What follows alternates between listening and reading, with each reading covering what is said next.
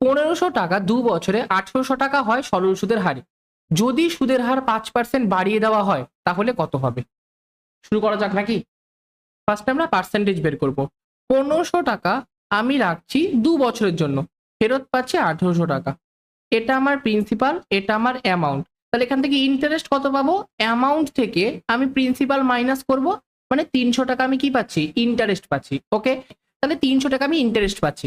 তাহলে 300 টাকা ইন্টারেস্ট আমি কত দিনে পাচ্ছি? 2 বছরে পাচ্ছি।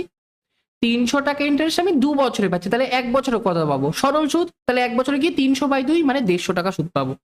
কত টাকা ইনভেস্ট করে? 1500 টাকা ইনভেস্ট করে। তাহলে সুদের হার কত? ইন্টু 100%। দুটো জিরো দুটো জিরো, 15×10 = 150। তাহলে 10% আমার সুদের হার আমি পেয়ে গেলাম। কোশ্চেনে বলেছে 5% যদি আমি সুদের হার বাড়িয়ে দিই, তাহলে 10% আমি আগে পেতাম, এখন আমি 5% বেশি পাবো। তার মানে এখন অবশ্যই 5 যোগ করলে আমার 15% সুদ পাবো।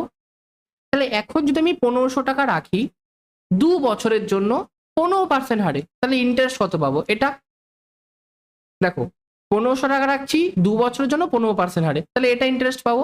তাহলে এটা কাটাকাটি করলে 0 0 0 0 গেল, 15×2 = 30, 3×5 = 35, 450 টাকা আমি ইন্টারেস্ট পাবো।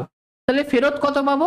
1500 টাকা প্রিন্সিপাল, তার সাথে 450 যোগ করলাম, তাহলে 1950 টাকা আমি ফেরত পাবো।